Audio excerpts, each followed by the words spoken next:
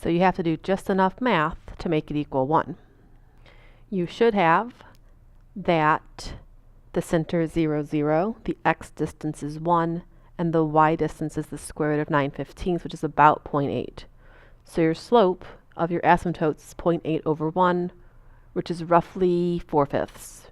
I mean, we rounded something and then rounded that. And so you graph it on the same coordinate grid.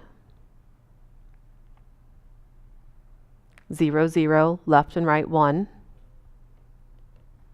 Left 1, right 1. Asymptotes have a slope of 4/5. The two green curves are the curves. And then it says, check your answers. Are those 3 points the correct 3 points? So -1, 0 is over here. 4, 3 is up here. And 4, -3 is down there. So all 3 points do match as we thought they should. Part G says to find out exactly where you are because you have a line. So take a minute and try to figure out how you know where your line is. Please pause the video. Welcome back. I would just take the points and plug them in to see which one works instead of trying to solve. So if you plug in -1, 0, you get -3 equals 27.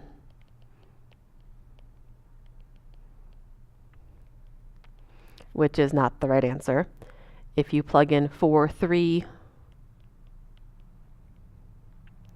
12 minus 15, that's not 27. So you try the last one, 4, -3, 12 plus 15 equals 27. You are at location 4, -3. So let's practice some problems where elimination does not work. I need you to go back to page 504. Again, page 504.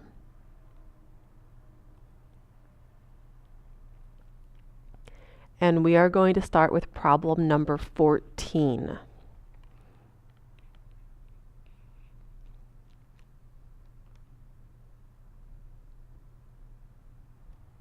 You can still use elimination on.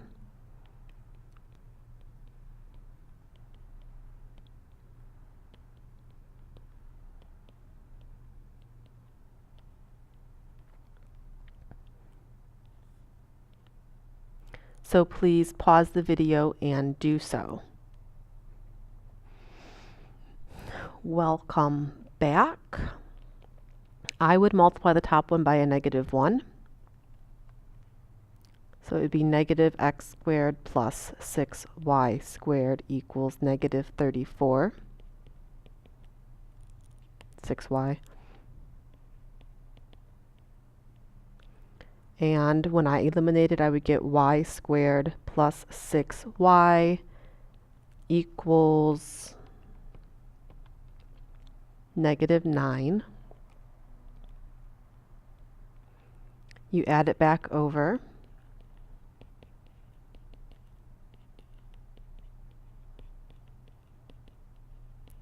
And factor and get that y is -3. It's better to plug this answer into the more linear of your two equations. It gives you less answers. So if you plug -3 back into the problem, you get that x squared plus 18 equals 34.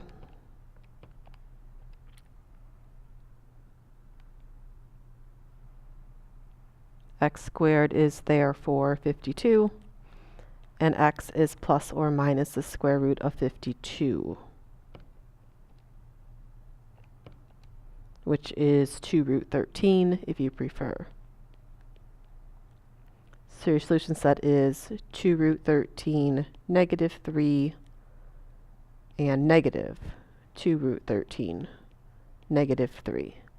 Again, you should graph that to verify that it is correct. 18 cannot be solved by elimination. So let's start with 18 together.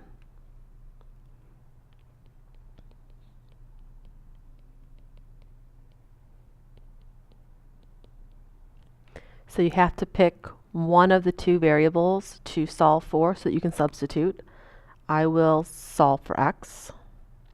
So x equals 8 over y, and you will plug that into the first equation.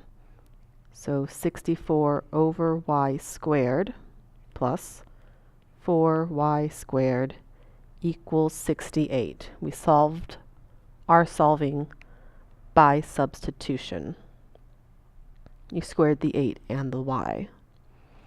Do we like working with fractions like this? Not so much. So an easy way to fix this is to multiply everything by y squared, because that is the denominator, the common denominator, the least common multiple of the denominator. So now we have 64 plus 4y to the fourth. I'll subtract the 68 over as I go. Minus 68y squared equals 0. All of those can be divided by 4. Yep, they can be. So let's divide them by 4 and put them in order. So we have y to the fourth minus 17y squared plus 16 equals 0. This is in quadratic form, so it can be factored. You just have y squareds in the front instead of y's. So it's y squared minus 16 and minus 1, because those are the numbers that multiply to 16, and add to negative 17.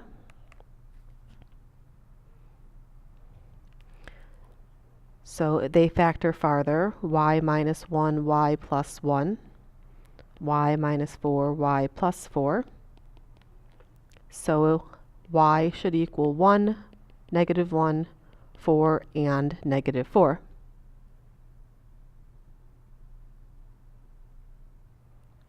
Then you take that and plug it into one of the two equations.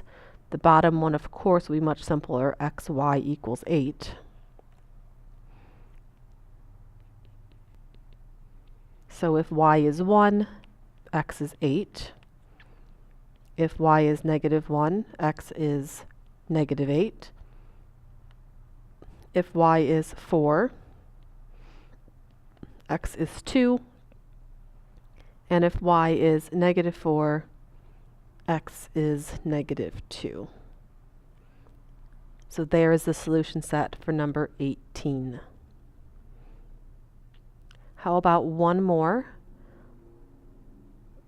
24.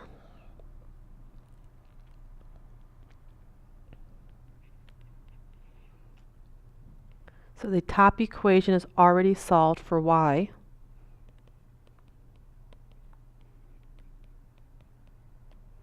And the bottom equation has a y in it, so you should substitute.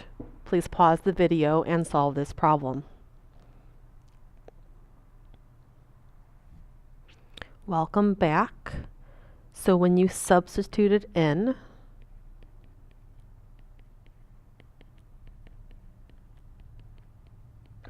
you end up with a negative x squared term, which I don't like, so I'm going to move everything to the right-hand side. So I have 2x squared. 2x plus 8x was 10x, so minus 10x. 15 minus 27 is negative 12. Again, that can all be divided by 2, so you might as well do so.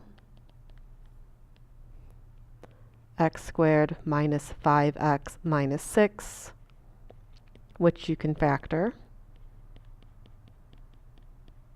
So x should equal 6 and negative 1. Plug this x value into an equation. I always pick the linear one. So if x is 6 and we're using 2x plus y equals 15, that's 12. Y would be 3. And if x is negative 1, that's negative 2. Y would be 17. That is the end of the notes for the day.